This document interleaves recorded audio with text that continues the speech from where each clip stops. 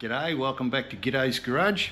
On today's episode we're going to be fitting this motorcycle CarPlay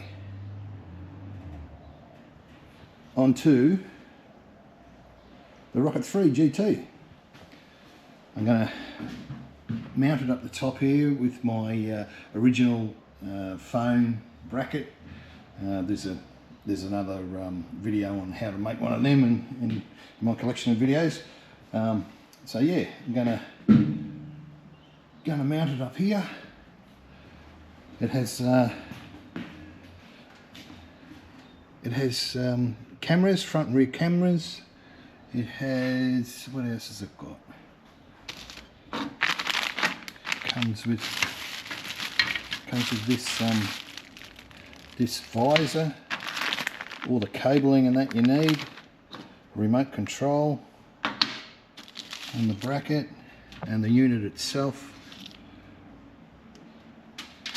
and this ball mount to mount it. I don't know how I'm going to make that work, but I'll make it work.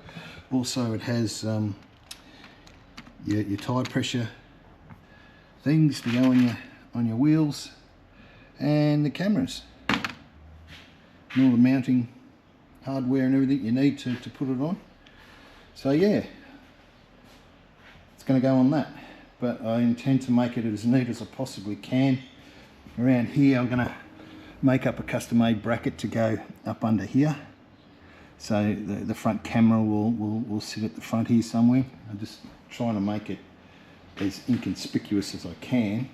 And on the back here, somehow I'm going to attach the other camera here somewhere, probably on this one here. Attach it up here somewhere. I don't want to be drilling any holes in the bike itself. If I have to, I guess I will, but it'll only be for plastic or whatever. But yeah, there's pretty limited on the Rocket where you can put a camera on the rear. But anyway, stick around and I'll show you how I do it. Alright, the packet comes with the mounting hardware, this and this ball mount here to go straight onto the handlebars, but I'm not going to use that. I'm going to somehow try and get this to go up here and here, so I have to remove the quad lock, and I'm going to try and mount this up here somewhere. If I have to cut this piece up, well, so be it, I've got to do it. So anyway, stick around, show you how to do it. Righto, first things first, I'm going to take the windscreen off just to make everything a bit easier. I need 2 hands to do this, so I'll get back to you. Okay, windscreen's off now. Now I'm going to remove the quad lock, put that aside because I still want to be able to charge my phone and stuff like that. Not that I really need it that much anymore, but I might see if I can remount that somewhere. I'm starting to run out of room on my handlebars, but anyway, I'll just put that to the side for now. And the main thing is trying to figure out how I'm going to attach the screen up here. So let me have a let me remove that, and I'll have a bit of a think about it, and I'll get back to you. All right, I've just put the mounting bracket on the back here and the ball attachment. This attachment here seems to be too long. I'll show you what I mean. If I was to stick that on there like that, I think the whole lot sits up in your face too much. So I've noticed that with the ball connector in there is a screw. So if I can unscrew that ball and then spin up a piece of aluminium to go in here as a spacer, I'll be able to directly get rid of all of this shit here, and then yeah, and then attach it like that. I'll show you what I mean. Alright, this is an idea that I've come up with. There's the ball. I've removed it from that stalk. I don't want to use that. So I'm going to make my own adapter that'll go into here. And then I'll put it back in the lathe and I'll drill a hole right through the whole lot. and just have a screw that goes through and bolts from behind. But the dilemma I have with this is, see, it's got two flat sides on it, I guess to stop it from turning when you're adjusting it. Yeah, so I've got to file this piece down, put a hole right through the centre, and then we'll go from there. So I need 2 hands to do that, so I'll get back to you. Righto, I've managed to put a flat on either side here. Stop shaking, you'll be able to see it. Yeah, now I've just got to figure out how long I need it, whack it in the lathe, and cut it off to size and drill a hole through the centre of it, so then it will fit into the ball like so. I've just got to figure out how long it's got to be. It'll fit into the ball, and we'll whack a bolt all the way through, and we'll screw all the way through with a nut on the end of it, and that'll hold it in place. But I've got to figure out how long I need this. So I'll do all that and get back to you. Right, I found a bolt that fits into the ball quite nicely. So now I've got to make a standoff, which I'm turning up in the lathe at the moment. And the bolt will go into there like that, and that will go on there like that. Got to cut the bolt down, of course. And yeah, just I'm going to cut it. I marked it up here. I'm going to cut it a bit lower than that, and then turn it around on the lathe and face it off so it's all nice and straight, and we'll go from there. Alright, I'll just finish that off on the lathe. You should see that's how it's come out. So I just got to drill a hole in the bracket and cut that bolt down, and we should be right to mount it. Righto, that's the ball mount fitted. Hopefully I've got all my measurements right and it fits, but anyway, time to try and fit it.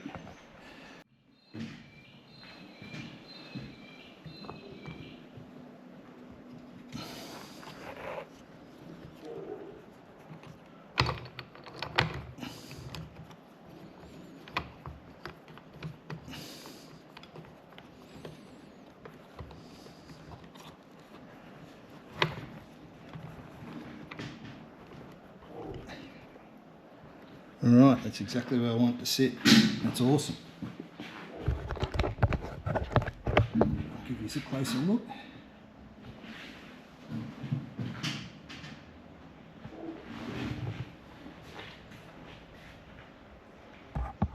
Yeah, no, that's good. I'm happy with it. Alright, let's keep going. Yeah, just had another idea. Sitting back here looking at it, I reckon if I was to chop the top of that bracket off, put the ball on the other side, it might bring the whole lot back in. Yeah, because it sits up a little bit too high, doesn't it really? So yeah, I think I'll take it back off. I'll cut that off, reshape it a bit, and put the ball on the other side.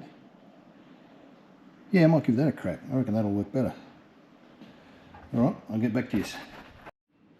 Righto, we've cut down that bracket now. Cut a shitload off it, as you can see.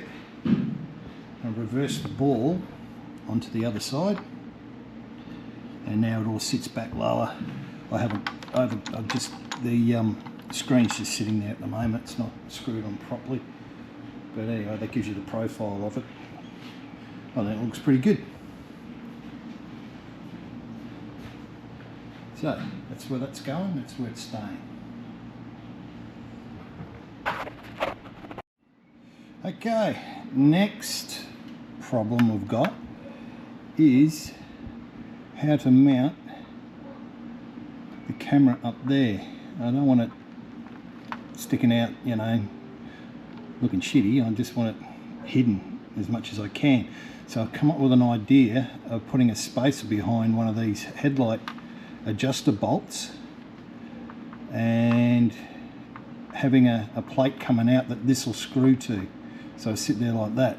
So that's the next cab off the rank. We'll start fabricating that. Righto, I just made up a plate that goes underneath there.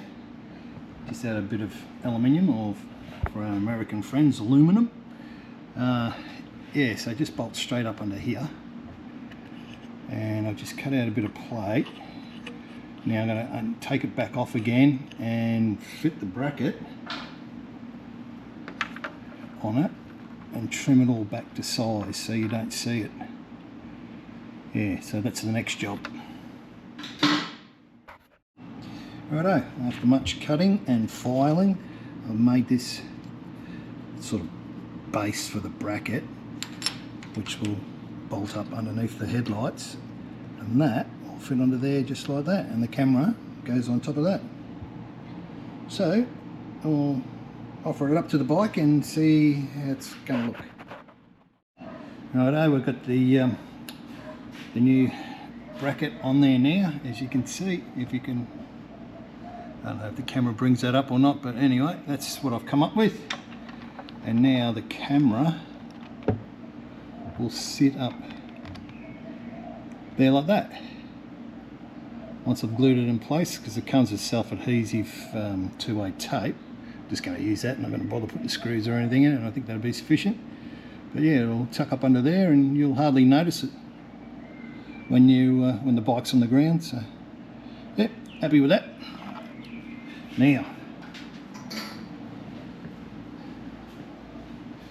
the big problem is going to be figuring out how I'm going to get one up under here.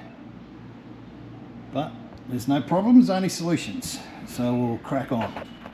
I think I've sorted out where this camera's going to go. Right up under there, right next to my indicator. We should be able to see out the back pretty good from there. So that's where that one's going. Okay, I guess the next thing will be starting on the wiring, I guess. All right, let's crack on. Righto, we're up to the wiring stage now. I'll tell you what, they give you shitloads of wire.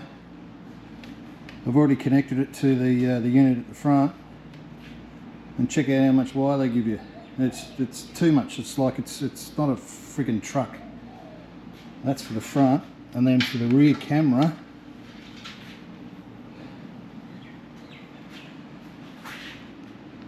they give you that much.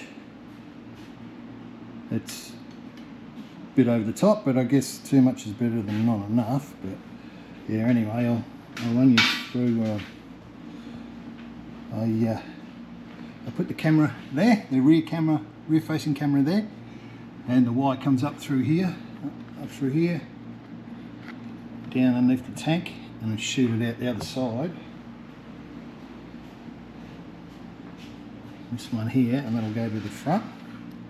I'm going to have to bunch it up and put it under the seat here somewhere for the access. The front camera is on. See him under there, front camera is on. They give you this much wiring for the front camera too.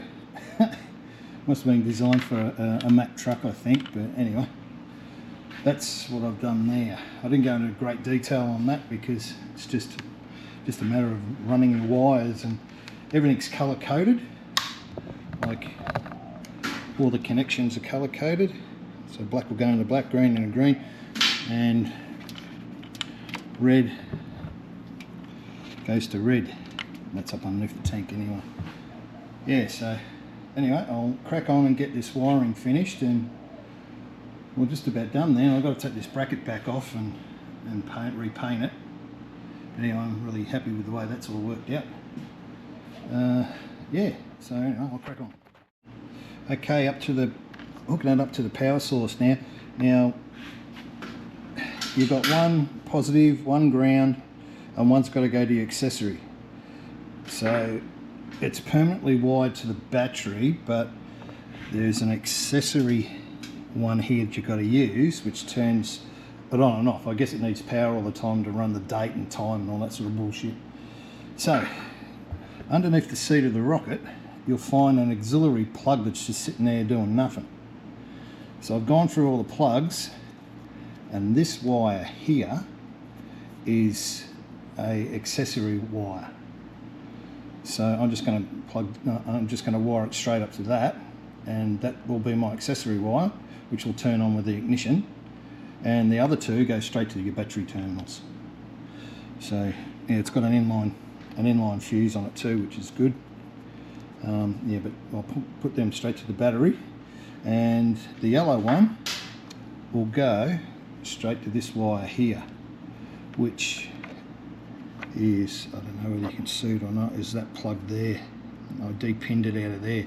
So I'm going to solder those wires together, and yeah, run the wire up through the, I'll pull that plug out of the back here and run the wire straight through, and solder it onto here, and use a bit of heat shrink, and happy days.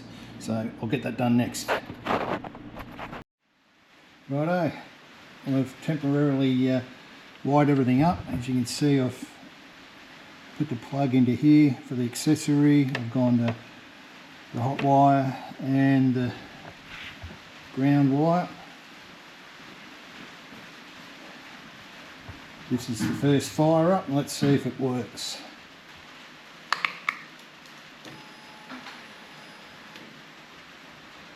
Ooh, look at that.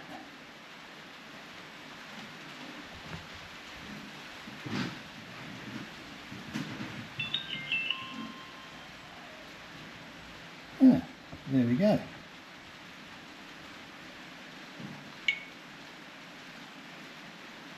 Alright, oh yeah, I haven't, that's the rear camera, and I haven't hooked up the front one yet. So anyway, I don't know how to drive this thing yet, but anyway, that's what it looks like. Everything seems to work, so happy with that. I'll just keep plugging away and tidy up all this wiring, and yeah, we'll be good to go. Let's turn it off.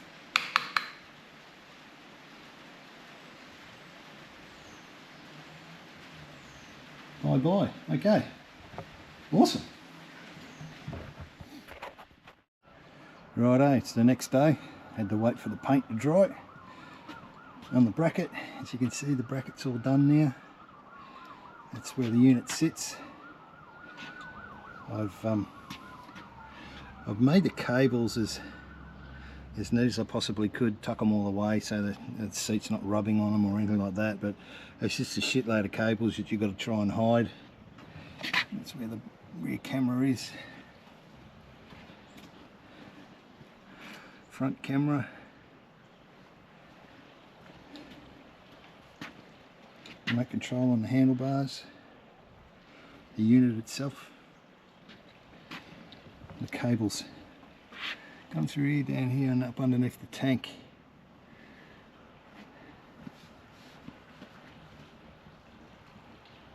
Yeah, so that's it. I'll turn the unit on. I'll put the seat back on it, and I'll turn the unit on and run through a few of the things. I won't go through everything that's on it because I've still got to figure it out myself, but so far so good. You're right. Let's turn it on.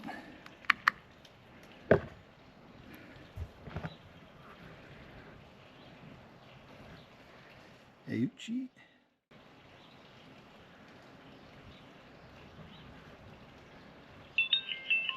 There you go.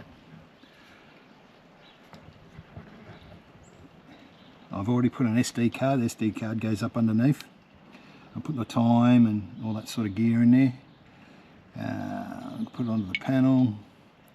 You'd see the PSI for the front and the rear, which I need to adjust my tyre pressures. Go back to that. Android. And up comes the sat nav. Telephone. You can see the telephone and that there. So yeah, it's pretty good so far.